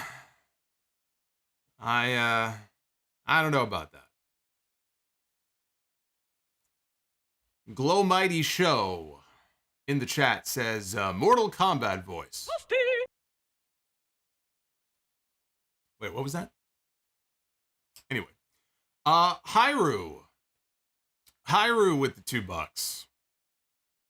Solo with his best MK announcer impression. I am an announcer, so it kind of fits. Groovy Goose, thank you for the 99 cents, Groovy. I appreciate that. There are streetcar races here in LA where 100 people see 2 cars doing donuts on the street corner pointing lasers.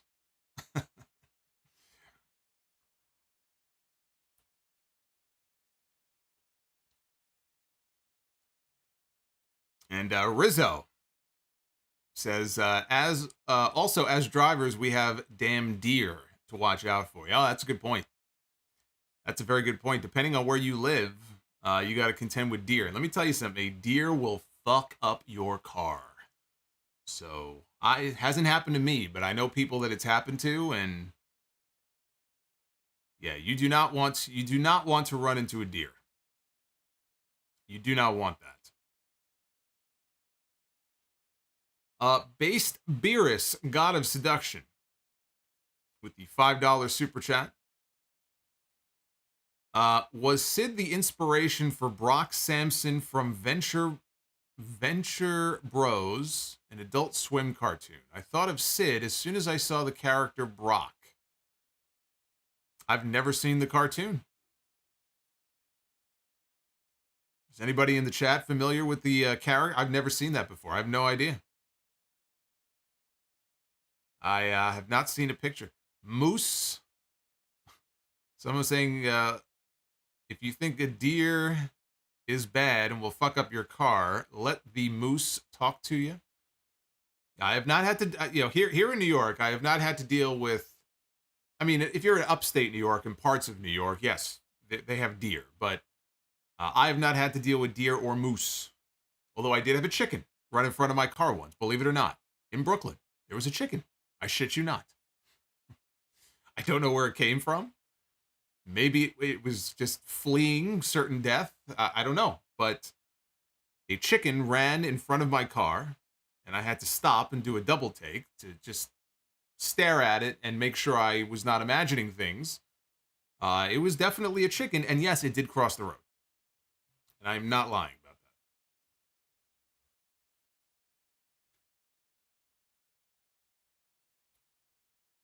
that. Rizzo says, I've hit 4 deer in 6 years. 3 of them in a work car. I was going to say, you've hit 4 deer in 6 years. Did you total? How many of those cars did you total? If it was a work car, at least it wasn't yours.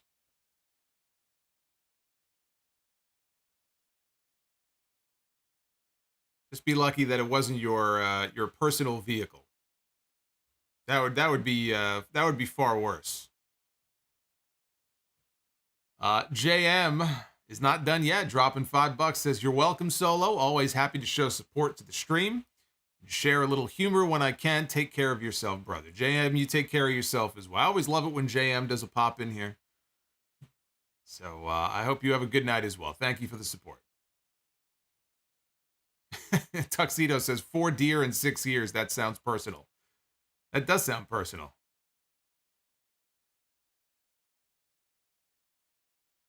Did I ask the chicken why he was crossing the... I did not have a chance. I was stunned. I didn't have a chance to even think to ask. EJ Slamp with a $4.99. In Wisconsin, there is a saying, it's not if you hit your first deer, it is when you hit your first deer. I hit one in, of all places, downtown Milwaukee. Well, hopefully you weren't hurt. Hopefully nobody was hurt. I guess it depends on how fast you're driving when you make the impact.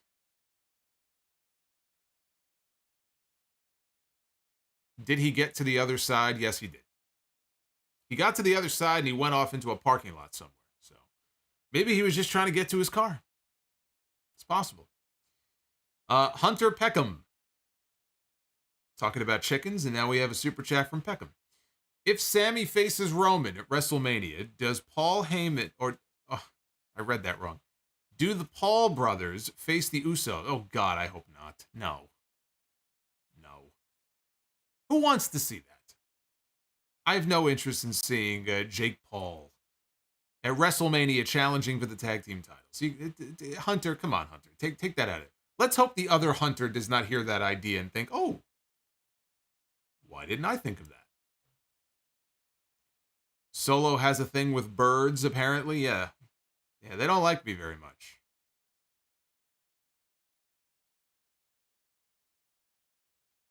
I can tell you the feeling is mutual.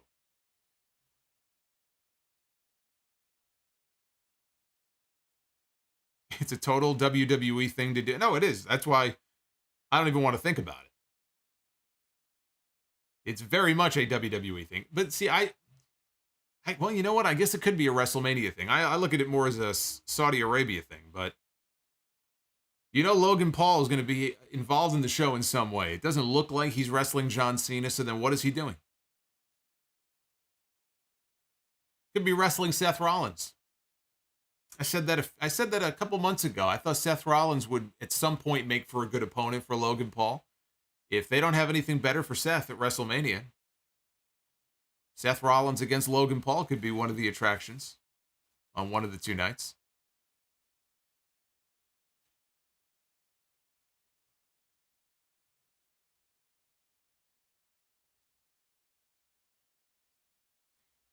You got me over 500 likes. That's awesome. All right, we'll pick up with this here in a second, but right now, let us go ahead and let us do some Be the Booker. Ladies and gentlemen, it is now time to Be the Booker. Thank you for helping me smash our like goal tonight. Keep hitting that like button if you have not already done so. We broke 1,000 likes on the Raw stream on Monday night. That was a big stream. If you missed it, Raw 30, it's up on the channel. But let us go ahead and begin our Be the Booker voyage here. We'll begin, as we always do, on the men's side of things. I have had horrible luck with Be the Booker so far here in 2023. It has been a terrible month, and I am hoping to redeem myself here. So let us hope. We begin. Ah, shit.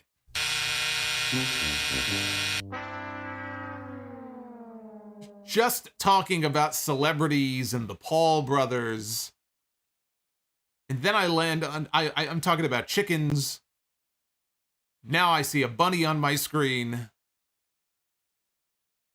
Bad Bunny. Bad Bunny.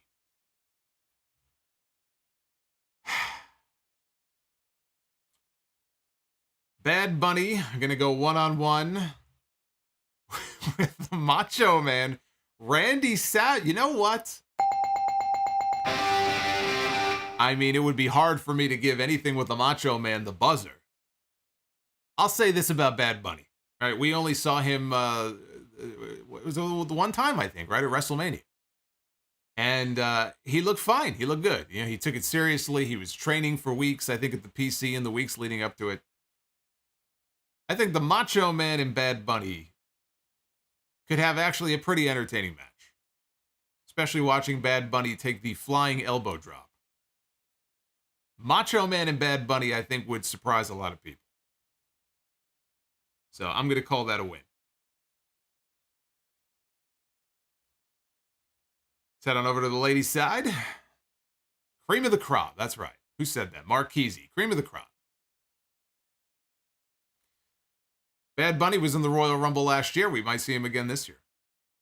All right, we begin with Gail Kim, former WWE Women's Champion, Impact Knockouts Champion. I believe she...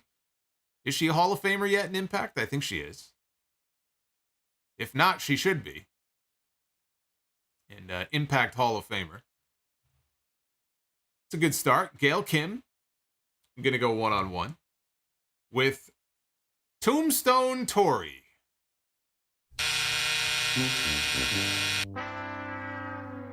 I got to give it the buzzer because, you know, I don't know that I've seen enough of Tori to judge whether or not she would be any good in the ring. I don't know. I don't know what kind of match that would even be between Gail Kim and Tori. How many people are watching this going, who? I have no idea. Tori who? Tori Wilson? Tori Spelling? Every time I land on that, I think it's Kane. I'm like, what is Kane doing in the women's Be the Booker? All right, well, comes down to the tag teams here. Got a lot of great tag teams in here. So here we go. We need the tag teams to come through, and we begin with the former NXT Women's Tag Team Champions, Toxic Attraction, Gigi Dolan and JC Jane, who are going to be challenging for the NXT Women's Championship against Roxanne Perez next weekend at Vengeance Day. Again, we don't have too many women's teams here, so this is going to be very interesting. Toxic Attraction. Yeah, we just landed on them the other night. Was it Monday? Yeah, it was Monday. That's right. It's a good point. I just landed on them on Monday. Toxic Attraction going to be getting into the ring with the Creed brothers. Well, at least it was consistent. We got two teams from NXT. The Creeds and Toxic Attraction. Somehow I don't think the Creeds had that kind of match in mind. A different kind of match, maybe. But not that kind of match.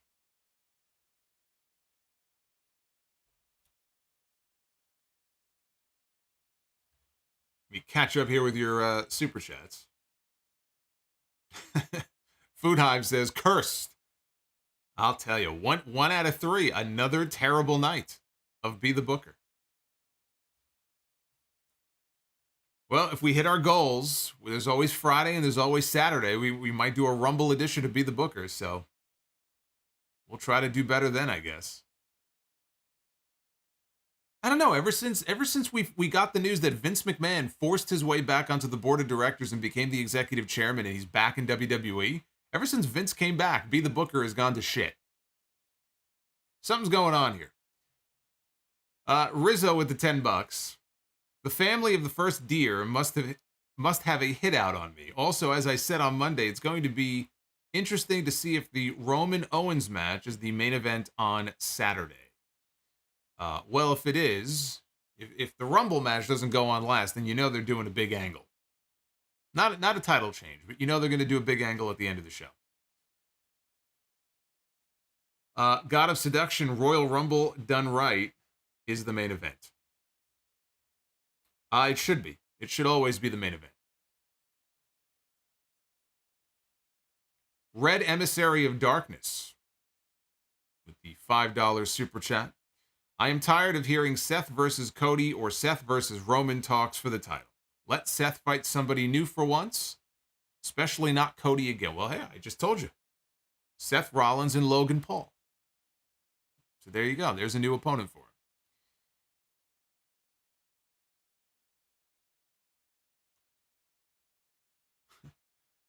Near Ruff. Hey, Near, what's going on? $4 super chat. I get this a lot lately, so FYI, just because I live in Israel doesn't mean I own a camel. Do people automatically assume that anybody in that part of the world owns a camel? These are some very ignorant people. Rizzo with the $5. Being the gentleman that I am, I would lay down and let Toxic Attraction pin me. I know I am a good human. See, I would prefer to let them apply a submission hold, but you do you. Mr. Commissioner of Hog, are you hiring for security? I have a great security force. We're good right now. We're not taking any applications. Sound Off Pro Wrestling is in the dumpster. I'm telling you, this promotion's going to hell, man. I keep booking cards like that. I'm still waiting for the AEW video game to come out so we could start a brand new Sound Off Gamer series on AEW Fight Forever. But we still don't have a release date. AEW Fight Forever. It's more like AEW Wait Forever. It looks like WWE 2K23 is going to beat them to the punch. So if 2K23 comes out in March, which it looks like it probably is, if it hits PC, then we may have to reignite Sound Off Gamer with 2K23. If you guys are interested,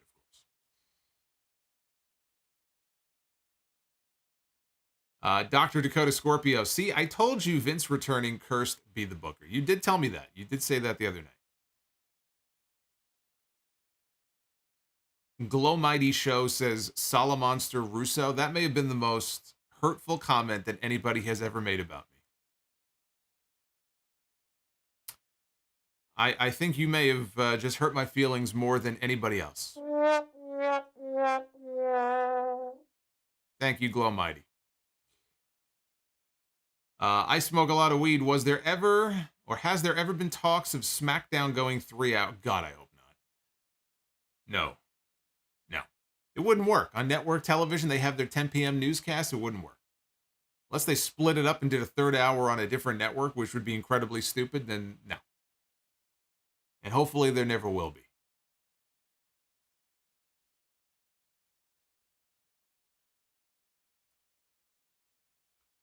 Rizzo says, bro, you got to let me be the booker, bro.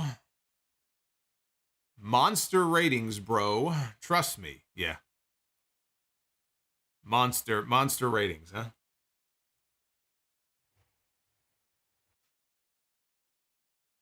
How about I put the baby in charge of Be the Booker? I can put a small child in charge of Be the Booker, and I could do a better job than the Be the Booker that I've been booking.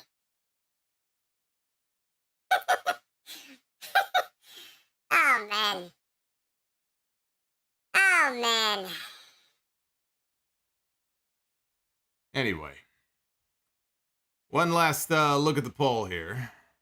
Again, not that the poll is the most important thing here tonight, but nice to see 90% thumbs up here for this emotional episode of Dynamite. You can vote at Solomonster, and that's a good place to be following me, especially heading into the Royal Rumble this weekend. It's going to be a lot of fun. Royal Rumble, as I've said before, Royal Rumble is my favorite pay-per-view of the year. So I am pulling for a good Rumble. I'm pulling for a great Rumble.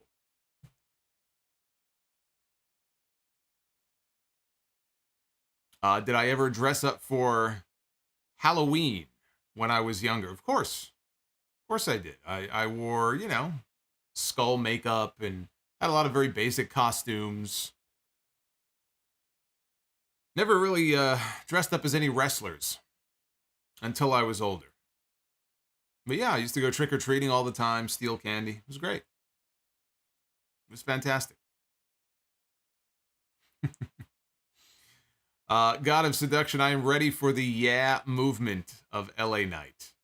So am I. So am I. Quicker we can move on from this pitch black nonsense, we can move LA Knight into something, hopefully something good for WrestleMania. All right, thank you guys. This has been fun. Tough to get through parts of the show tonight, but again, a very, I thought, fitting, excellent tribute by Tony Khan and AEW for Jay Briscoe. I was very happy that they were able to finally do it. And, you know, again, all the best to Mark Briscoe. It's going to be a tough weekend for the family, I know. But it was very good to see him there tonight and in good spirits. I'm going to be back with you on Friday night. We're going to do the SmackDown stream. Don't forget, go to WrestleRumble.com. Get in on that contest. I have nothing to do with that. I love Wrestle Rumble. They're good people. I'm just here to pick a winner on Friday night. So we're going to have some fun. And then Saturday, the Royal Rumble review. The good, the bad, and the ugly. Live on YouTube as soon as the pay-per-view is over. And, of course, episode 793 of the podcast. You didn't think you were going to get away without a podcast, did you? Episode 793 of the podcast coming up on Sunday. So until then, be well, stay safe. Thank you for all the Super Chat love. Hit that like button on the way out. And I will see you guys back here live on YouTube again for the SmackDown recap on Friday night. Until then, cheers.